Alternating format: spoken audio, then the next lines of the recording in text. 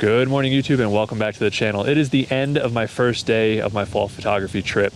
It's just after 5 p.m. We started about 5 o'clock this morning, so it's been about 12 hours of running around shooting a ton of compositions. And I decided that what I'm gonna do in today's video is I'm just going to, instead of breaking them down into individual videos, we're just gonna have a marathon of different images. I'm gonna walk you through the composition, I'm gonna show the image, and we're gonna move on to the next one. I'm gonna try and minimize the jibber jabber and hopefully just show you several outstanding images, or at least hopefully a couple of decent ones. It's about an hour and a half until sunset, so I'm going to move on to my sunset location, but we have a ton of dense cloud rolling in. I don't think there's going to be a sunset, so wish me luck. Hopefully we're ending with a beautiful sunset image, but most likely we're going to be ending right here with these beautiful curvy aspens. But let's get into it. Okay, so I went ahead and I shot this, and I think it's a beautiful image, but if you could see off in the distance, there's this other peak, and it has the beautiful aspens and just in front of it. And I put on my 400mm lens, and that gives me just enough reach to get a beautiful composition of that peak. And what I like is in this one, you also have that stand of aspens, which have lost all their leaves, but I like it because in the immediate foreground of the image, you're gonna see these beautiful white, bright aspens and a ton of texture and detail. And then you're gonna get a layer of beautiful, warm foliage. And then of course that gorgeous peak catching dappled light with the clouds rolling in behind it. So I still am, even at 400mm, shooting it in a vertical orientation pano. When I shoot these mountain scenes, I always want to shoot multiple exposures so that I can stitch them together and get a massive file for a really big print on the wall, because I really think these mountain scenes need to be seen large. And that's why I'm gonna put on the 400mm and shoot multiple images, because obviously I could just shoot at 200mm, but it'll be 5 times the file size here, and that's gonna give me the file and the print that I want.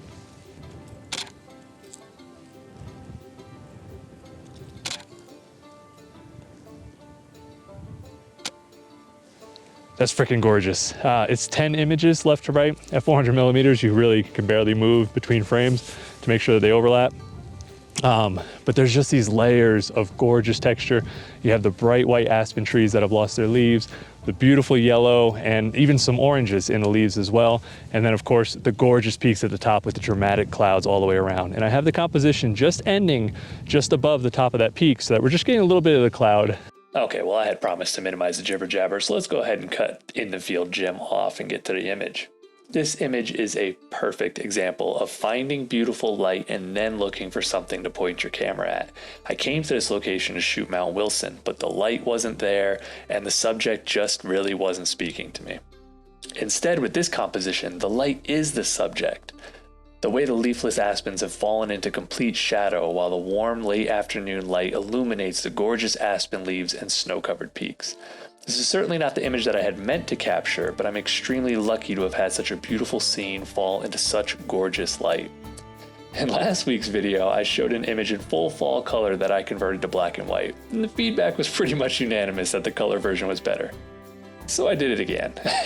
I love this image in black and white. And I know that it won't be for everyone, proven by last week's video, but this image for me is one that I think would look absolutely gorgeous on the wall with a dark hardwood frame and a bright white linen liner, but maybe that's just me. Please let me know your thoughts in the comments.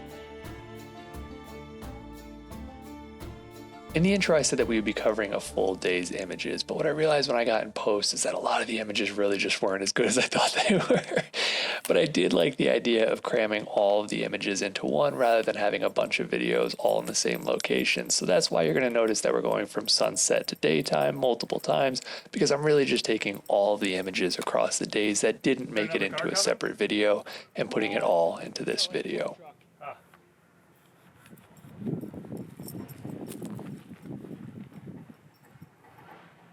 Okay, so Joe and I are snuggling up here. We got an image shooting through this dilapidated barn. There's this window that has the peak in the background. And I apologize, you're not gonna be able to see it from all the way back there, but there's barely room for these two cameras. So I'll show you on the phone real quick. Really simple image. You got wood on either side of the window, which is really nice, has a ton of character. And then a gorgeous snow-covered peak in the back, which is getting gorgeous light at sunset. And I'm hoping as the sun continues to set, it's just gonna get even more intense. We are about this far from each other, so we're just working around. There's really only one composition, so we're both going to come away with the same image, which is just fine. next to the peak. Oh, it's really coming through now. Yeah. This is incredible. What are the odds we get a sunset like this for a shot like this? Now, what Joe's not saying is he disappeared on me. We almost missed sunset because he was dilly-dallying in the forest. Not true. Joe doesn't like to carry a walkie-talkie. He likes to disappear. And we made it by minutes.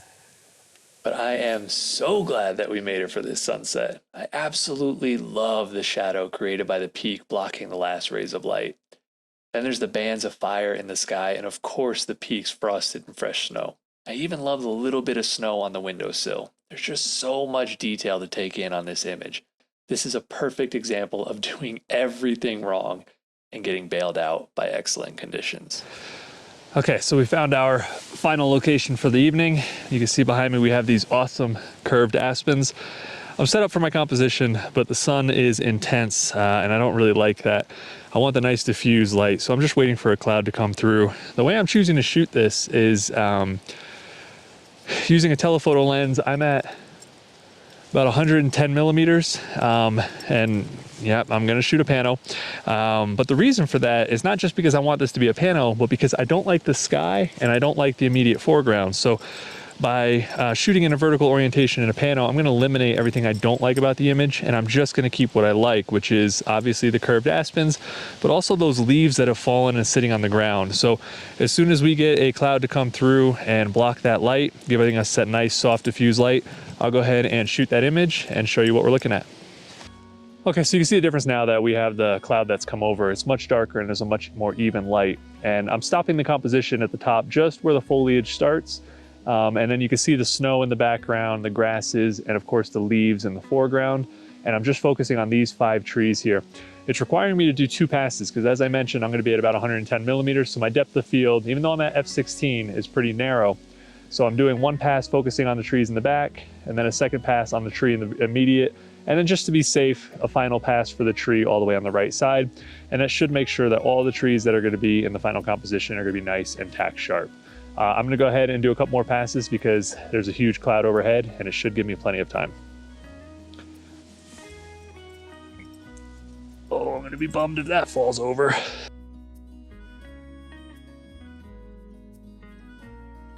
Now this image had to be a black and white. What I didn't notice in the field, because I was so excited by the character of the trees, was just how distracting those brown leaves at the base of these 3 trees in the center was.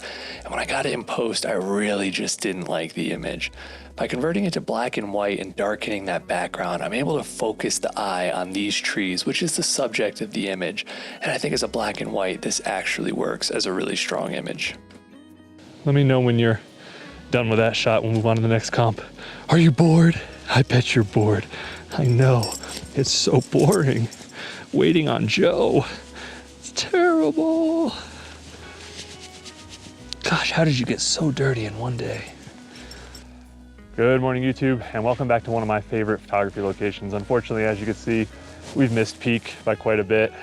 We came up from Ridgeway this morning and didn't really know what to expect. Got to the trailhead about 45 minutes before sunset and busted our butts up here as quick as we can. The clouds are perfect. The light on the peaks is perfect and there's snow on the peaks. The only part of the recipe that we're missing is of course that color. So what I'm gonna end up doing is just shooting a 4x5 composition from the left of the hill to the tops of the peaks. And it's just gonna be pine trees. I'm not gonna have much of those aspens because there's really nothing for them to add to the scene. And if we get that color, if these clouds stay put, it's still gonna be a gorgeous image because you have this nice zigzag that the peaks, the ridges naturally make. So I think it's a strong image. Joe's upset, he's over here huffing and puffing, but I think it's still gonna be a good image. So I'm gonna go ahead and get set up. I'll probably be using my 70-200 for the most part, probably around 100 millimeters. But I'm excited, I think it's gonna be beautiful. We never get the clouds. We've been up here a bunch of times. Today I think we're gonna have the clouds, so let's make the most of it. Right, Joe? Make the most of it. Making the most of it, Jim.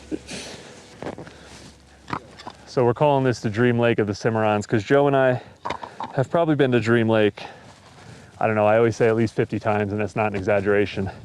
And Joe might have an image, but I don't have a single image from that lake. It haunts me. And every time I go back and think this is the time, and I think it's kind of the case here. We always get some of the elements, but you can never have it all. But if it were easy, Joe, everybody would do it. Already getting beautiful color up there.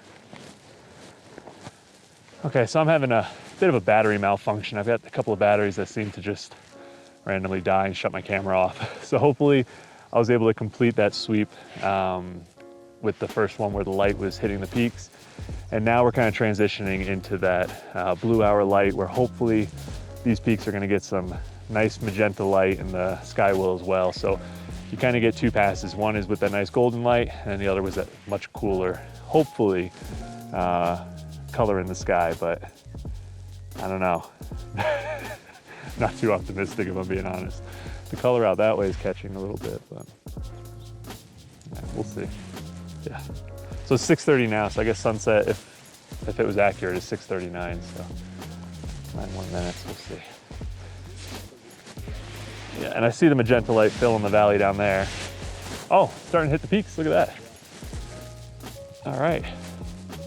A little bit of light in the sky and we'll be talking. Man, I cannot stand still here.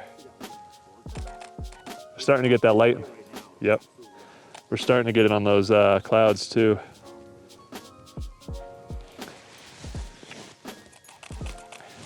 See, if you whine enough, you get the conditions. That's what's key. Just whine constantly and you'll get what you're looking for.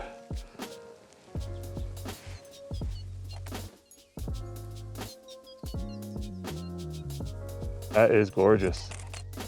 I absolutely love this image. The clouds rolling across the peaks, catching the final light of the setting sun. A beautiful magenta glow basks the scene, contrasted beautifully by the cool shadows created by the ridge, which splits the scene in half. This image has balance, it's peaceful, and it's everything that I want from a print on the wall. Which is good because the image you're looking at is printable at 12 feet by 4 feet at 300 DPI. I can't think of a more perfect image to end my fall trip or this video. All right, well, we're right back here. That means there was no sunset. So hopefully you enjoyed the video. And more importantly, I hope you enjoyed the images. Oh, shit, Riley, you bastard.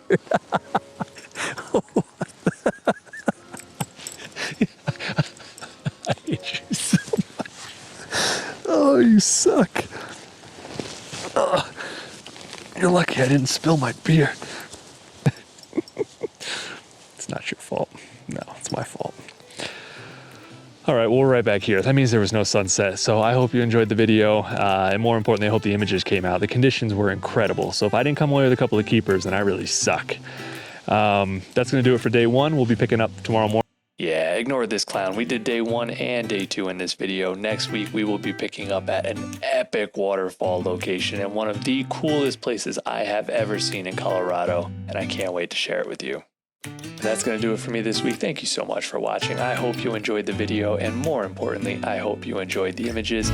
Don't forget to come back for next week's video and make sure you hit that subscribe button. Otherwise, I hope you have a fantastic weekend. Now get out there and make some images.